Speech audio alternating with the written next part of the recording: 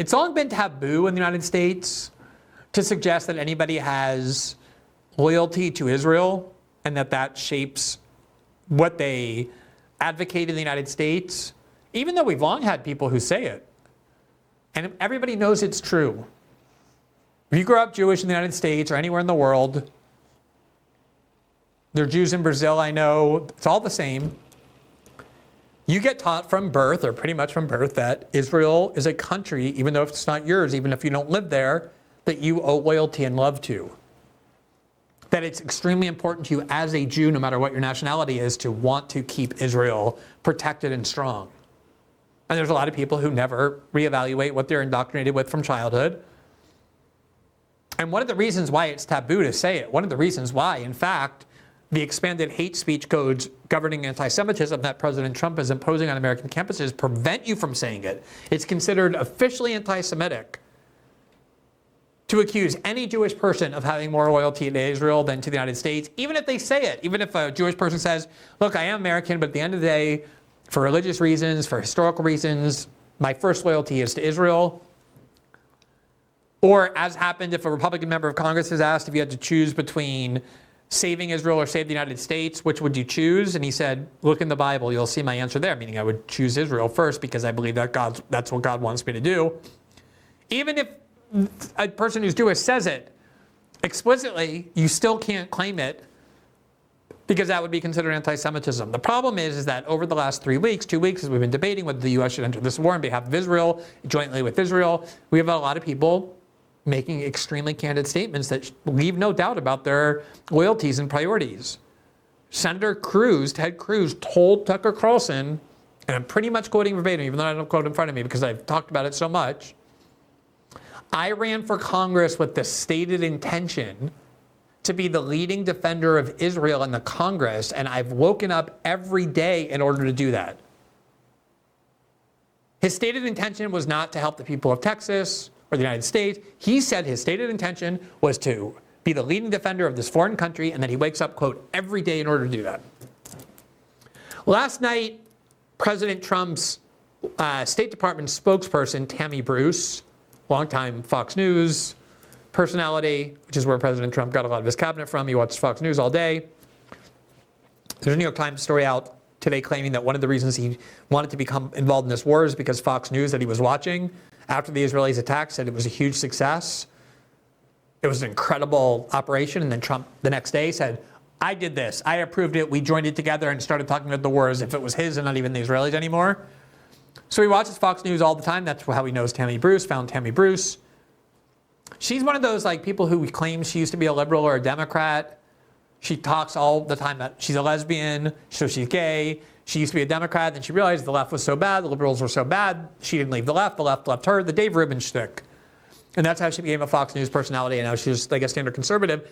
She was being interviewed by 24 News in Israel, and last night, and this is what she said. The pride of being able to be here and do work that facilitates making things better for people, and in the greatest country on earth, next to Israel.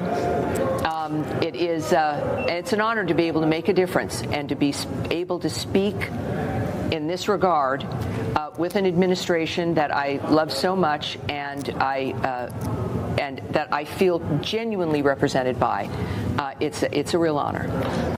Now, I have heard my entire life, from the time I can remember, just being as young as any memories that I retain, being told that the United States is the greatest country on earth by far, that we should be so grateful to live in the United States. It's not only the greatest country on earth by far, it's the greatest country ever to exist in all of human history.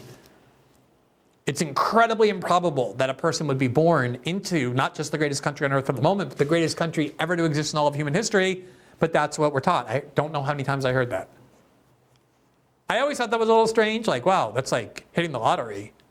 Like, the probability of that is very small, but that's what we're taught to believe.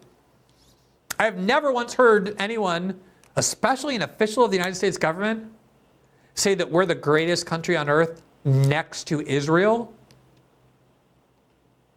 And next to could mean alongside of, but typically in that formulation, next to means after. Vanilla is my favorite flavor next to chocolate. Meaning chocolate's the real thing, but vanilla is my second favorite. And people were saying, oh, she was just being polite because she was talking to Israeli media. I want to know how those people who are defending that would react if Joe Biden's State Department spokesman Matthew Miller or Jake Sullivan were giving an interview to Qatari television and said, look, I'm so grateful to live in the United States because next to Qatar, it's the greatest country in the world. The United States is the greatest country in the world, next to Qatar.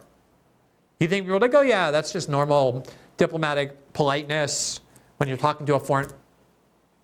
The only way that's acceptable is if you say that about Israel.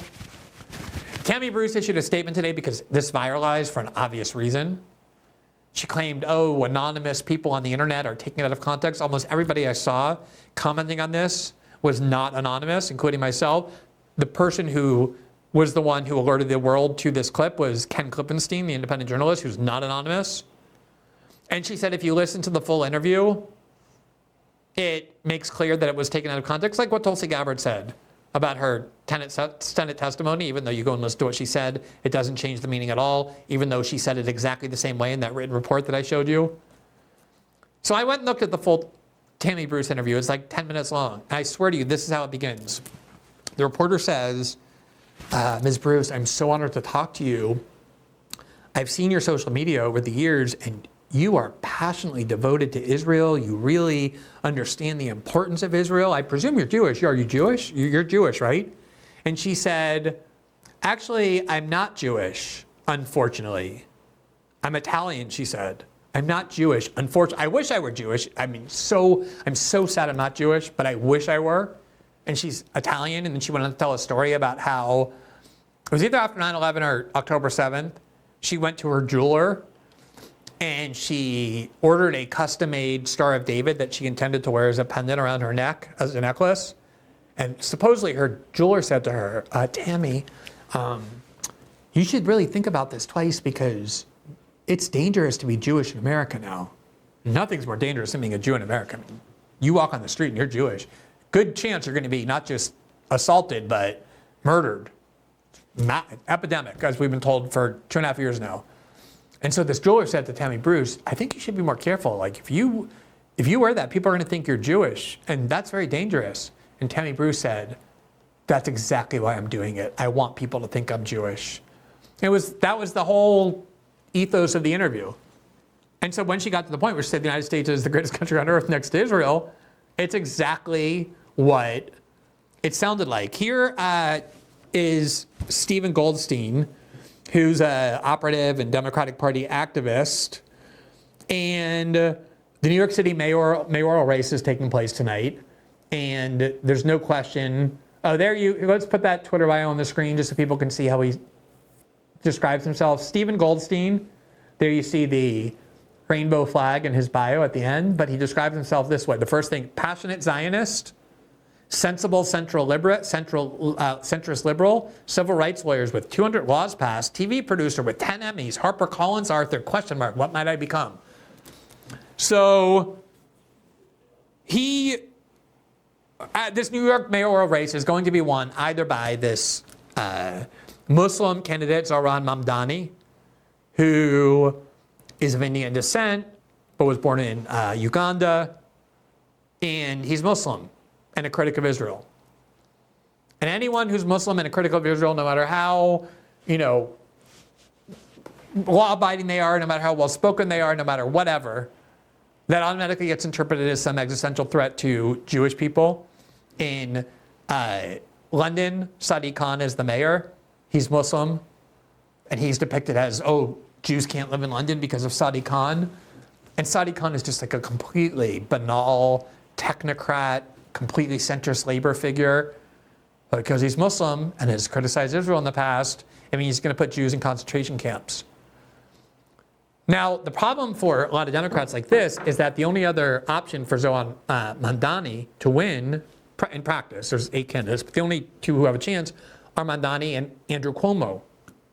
And as you might recall, Andrew Cuomo was forced to resign the governorship just 4 years ago in disgrace, in part because he lied about COVID in nursing homes, but more so because he had multiple women accusing him of sexual assault, sexual harassment, sexual assault, His brother, Chris Cuomo, then got fired from CNN because he was plotting with him, his brother, as to how to discredit the women. And he demanded they do things like get vaginal tests, and feminists were disgusted. And Bill Clinton, and another honored member of the Democratic Party, also recently endorsed Andrew Cuomo. Bill Clinton has been credibly accused of sexual assault for sure, sexual harassment, and even rape. These are the two Democratic Party heroes. They ruined people's lives for years, Democrats did. On this Me Too movement, Believe Women, any woman who said a guy was kind of creepy in the way he dated, they were destroyed. Now the entire Democratic Party establishment is aligned behind Andrew Cuomo, the sex pest, the sexual harasser. And here's Steve Goldstein saying what his dilemma is about that, because as a feminist, he of course hates Andrew Cuomo, but his priorities are clear. This is what he said, quote, "I wish the New York City mayoral primary had different candidates. As a feminist who helped to pass several pro-women laws, I'm well aware of the issues with Andrew Cuomo." Look at how gently he phrases that, the issues with Andrew Cuomo. But Zohran Mamdani is an existential threat to the Jewish people. Cuomo over Mamdani in what's now a two-person race. He's gone around, I'm a liberal feminist, I have this LGBT thing and this rainbow flag thing in my bio. And as much of a feminist as I am, there's issues with Andrew Cuomo, meaning a history of chronic sexual harassment and trying to destroy the reputation of the woman, just like Bill Clinton did. But he's saying, like, as much as I care about that, feminist issues and not having women harassed and assaulted, the much bigger issue for me is Israel. Not having a Muslim mayor. Can you imagine the derangement it takes to say that Zohran Mamdani is an existential threat to the... What is he going to do as mayor of New York? Is he going to give Iran a nuclear bomb? Is he going to open concentration camps and put all the Jewish residents into those concentration camps? Is he going to withdraw protection from synagogues or even maybe attack synagogues? Like, this is derangement of the highest order.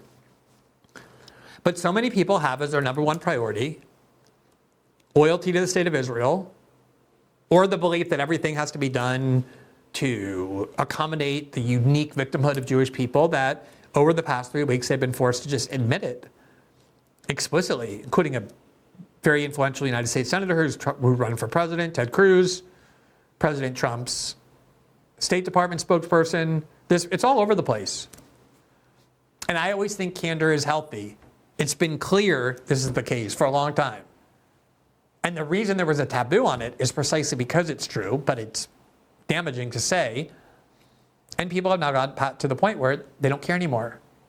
After what Israel did over the last 19, 20 months in Gaza, after the censorship that we've been subjected to on our college campuses by the US government in the name of protecting Israel from criticism, deporting people who are in the country legally, who are very high-achieving students, productive students, law-abiding students, people with a green card whose wife is American. After seeing them, the US government try to deport them, after running on a campaign of deporting illegal people enter the country illegally, these people entered legally because they criticized Israel, people got to the point where they're like, wait a minute, why is everything about Israel? And now obviously with this war, the same thing, and these people are forced to come out and admit this, and once they start admitting it, which they've now done, it's just gonna break the dam. And I think that statement by Ted Cruz, I ran for Congress with the stated intention to be the leading defender of Israel, a foreign country, in Congress, and I've woken up every day to do that, is going to be remembered as a very important moment precisely because it made it impossible to keep this off limit, to banish it, to make it taboo, and people in power are just coming out, not only in making it clear with their actions, but making it clear with their own words. And I think that's an important disinfectant. Sunlight is always a disinfectant. And if that's the priority of many people, which it is, better to have them admit that openly than to pretend it's not true and to try and destroy and punish people who observe it. Thanks for watching this clip from System Update, our live show that airs every Monday through Friday at 7 p.m. Eastern exclusively on Rumble. You can catch the full nightly shows live or view the backlog of episodes for free on our Rumble page. You can also find full episodes the morning after they air across all major podcasting platforms, including Spotify and Apple. All the information you need is linked below. We hope to see you there.